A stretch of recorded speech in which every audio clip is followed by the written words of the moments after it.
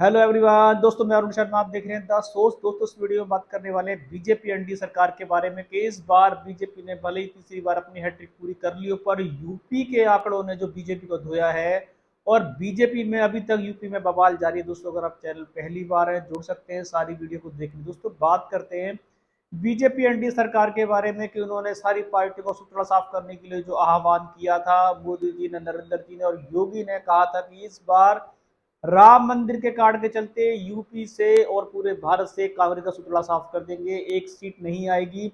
UP की सारी सीटें बीजेपी मारने के मोर्चे में थी, पर ऐसा हुआ नहीं। धराशायी सारी बातें रह गई और योगी सरकार और बीजेपी सरकार को जो झटके लगे हैं वो अपने आप में बयान जारी है। अब की बात कर लेते हैं कि इस बार जिस तरीके से बीजेपी ने राम मंदिर के चलते भी अयोध्या जैसे अपनी सीट को हारा, इसका जवाब तो आज तक उनके पास नहीं मिल रहा है। सीतापुर जैसी सीट का जो उन्होंने हार मानी है, उससे अब तक बीजेपी तिलमिलाई हुई है। और देखा जाए तो बीजेपी ने अब इसका जो विरोधाभास है वो सारे सरकारी अफसरों पे निकाल दिया है। और देखा जाए तो बीजेपी के कार्यकर्ता हो या बीजेपी के मंत्री हो, वो इस बार सारी भड़ास डीएम से लेके एसडीएम से लेके सभी पे टूला पाट पकड़ता जा रहा है। और मोदी सरकार के चलते, योगी सरकार के चलते यूपी में 42 अच्छे अच्छे दिग्गज अफसरों का ट्रांसफर हो गया। उसमें डीएम लेवल के अधिकारी सबसे ज्यादा है। अब बीजेपी सरकार से ये पूछने का सवाल बनता है कि अगर आप यूपी में हार गए तो इसमें अफसरों का क्या दोष है।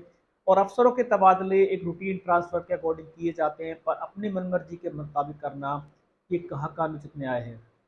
यूपी सरकार के जितने भी मंत्री हारे हैं और जितनी भी उनको अपनी भड़ास निकालनी है, वो कांग्रेस की बजाय मैदान में ग्राउंड जीरो पे वर्क करने की बजाय अफसरों पे तानाशाही झाड़ रहे हैं। और तानाशाही अफसरों के चलते अफसरों में बड़ा देखा जाए रोज बढ़ता जा रहा है। अफसर सामने खुल के तो नहीं आ रहे हैं, पर जिस तरीके से यूपी सरकार ने एसडीएम और डीएमओ के तबादले किए हैं, उससे यूपी सरकार में सवाल खड़े हो गए कि यूपी सरकार इस हार को पचाने में नाकामयाब रही है। उन्होंने भले ही मंथन पे मंथन किए हों, पर जिस तरीके से उन्होंने अयोध्या में सीट हारी है और वहाँ की जनता को भी कटघरे में खड़ा कर दिया है। उनसे भी कहा है, कुछ उनके पार्टी के उलूल जोल बयान वाले जो नेता वो कहते हैं कि अयोध्या में नास्तिक रहते हैं।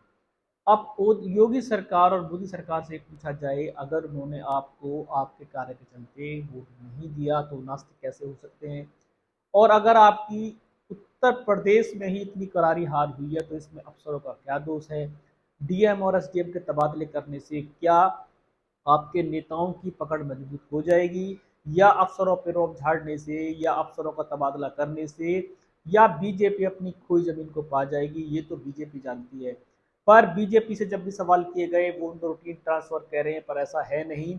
असली मुद्दा गरमाया हुआ है कि योगी और बीजेपी की हार जो इस बार उत्तर प्रदेश में हुई है, वो पूरे विश्व में जग जाहिर है कि इन्होंने जो हिंदू राष्ट्र बनाने के लिए जो आह्वान किया था, इससे साफ साबित हो जाता है कि भारत सभी संप्रदायों का एक राष्ट्र है, न कि हिंदू राष्ट्र है।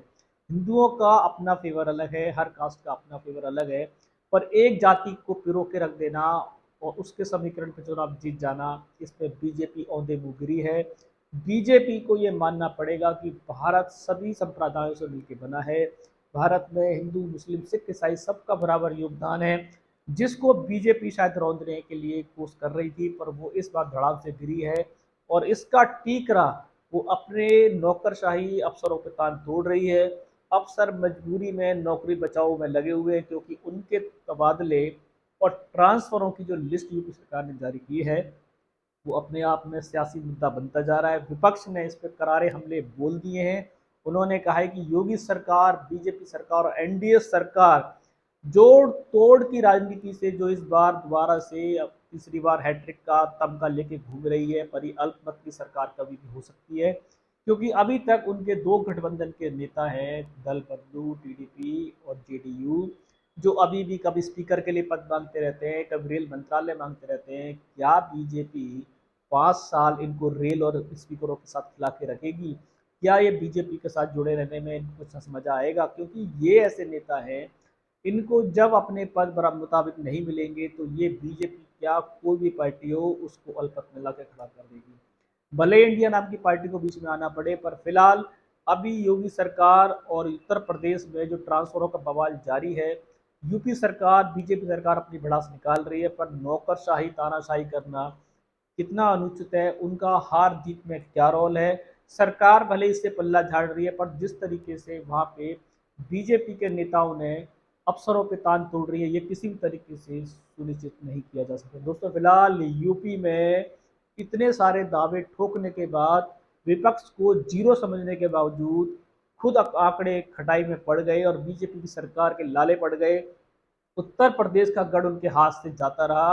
अब देखते हैं कि योगी सरकार, बीजेपी सरकार, एनडीए सरकार क्या तानाशाही को रोकेंगे, क्या अफसरों के तबादले रुकेंगे, क्या अपनी हार की भड़ास उन पे नहीं निकालेंगे, क्योंकि अब ये मीडिया में चल चुका है। दोस्तों, इस रुझान पे कोई नया अपडेट मिलेगा समय से पहले बताएंगे। अगर आप चैनल पहली बार हैं, जुड़ सकते हैं सारी वीडियो को देखने के लिए। दोस्तों, मैं अरुण शर्मा मिलूंगा नई सोच के साथ, तब तक अपना ध्यान रखें। नमस्कार।